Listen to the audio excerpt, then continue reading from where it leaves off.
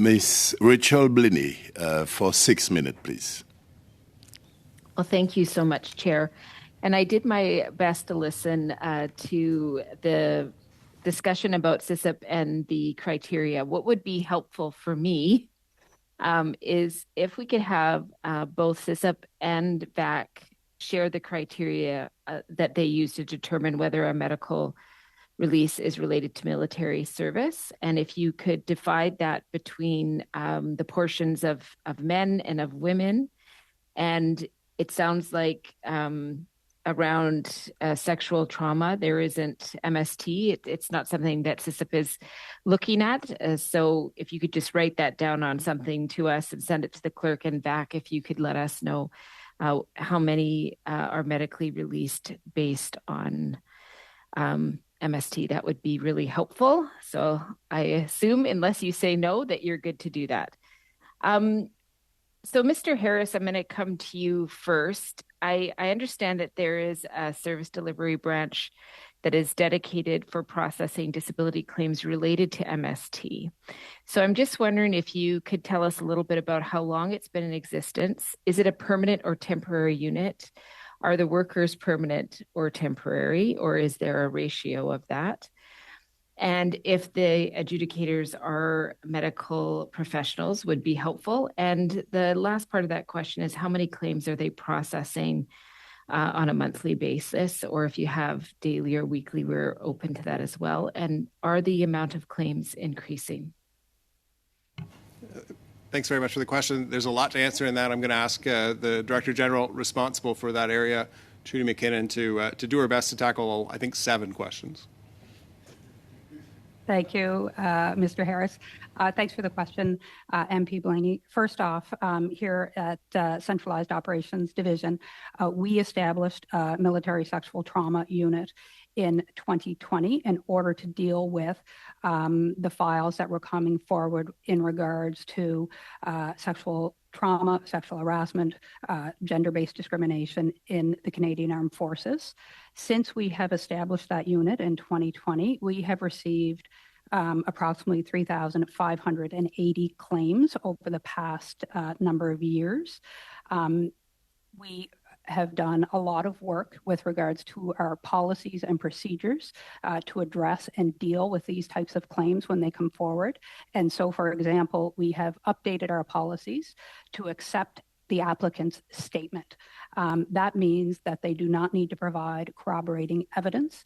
Very specifically, when we're dealing with cases of sexual misconduct, that often happens in private, and there often are no witnesses to verify or to vouch for the claimant. And so we have accepted their applicant's statement as evidence, and we move forward from there. In addition to that, we give the MST, military sexual trauma claims, high priority, and so they go into their own queue, and they are processed on a priority basis. Oftentimes, it takes years for applicants to come forward and to bring these stories forward to us and to submit their claims, and so we're very sensitive to that. In addition, we have done a lot of training with our disability adjudication staff so that they have what we call informed trauma training, so that they are sensitive to the issues that are being brought forward and that they are able to communicate with our clients in a sensitive and respectful way. Because, of course, these issues are very difficult for people to bring forward. That sounds great. You've answered about 6 of the 7 questions. So it just shows, again, women are usually very effective. When men think it's too much, we just get it done. But you didn't answer if it's permanent staff. It sounds like is it now permanent, and is there permanent staff in it? With regards to the unit itself is permanent. It has been in place since 2020, and it is our intention to keep it in place as these claims continue to come forward. There is a mix of permanent and temporary staff, as is the case in all of our operational areas. And so right now there are what we refer to as our indeterminate permanent staff and term staff that work on these types of claims. So do you think you could get the percentage to us? So 100% of staff, how many are permanent, how many are temporary? If you could send that to us, that would be Great. I appreciate it so Absolutely. much. Okay. Mr. Harris, I'll ask you again, and you can decide who answers. One of the things that I found very interesting is I've had a couple of veterans come to me who had issues happen when they were serving in the CAF, and they had stuff for their disability, for example, a wheelchair. And when they transferred over to VAC, they've been with VAC for a while. If they still have the tools that they need to survive, that they received in CAF, it seems like VAC sometimes has a hard time actually servicing them. So, for example, we had one veteran who had to actually pay for the repairs for her wheelchair because VAC said, well, CAF gave you the wheelchair. I know you've been a veteran now for several years, but we don't cover that. So I'm just wondering if that's a block that you see and what you're doing in your department to fix it. It's always just very difficult to hear about veterans who may be struggling with either getting equipment or getting access to treatment. Difficult to respond to those specific cases without having some additional detail. I would say in general, we want to make sure two things. One, when individuals are transitioning over, leaving the Canadian Armed Forces and the supports that they have there, that we have everything in place for them to support them when they transition to a Veterans Affairs client, for example.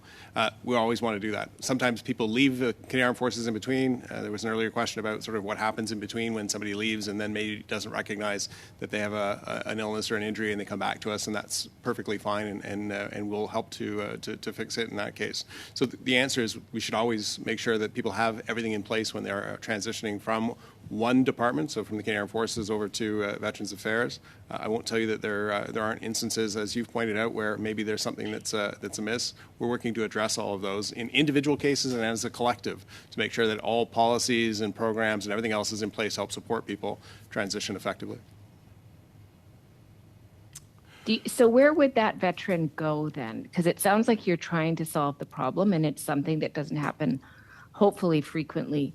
Where would they go? Because that was definitely one of the concerns, is we were not getting any guidance of how they would get those supports in place.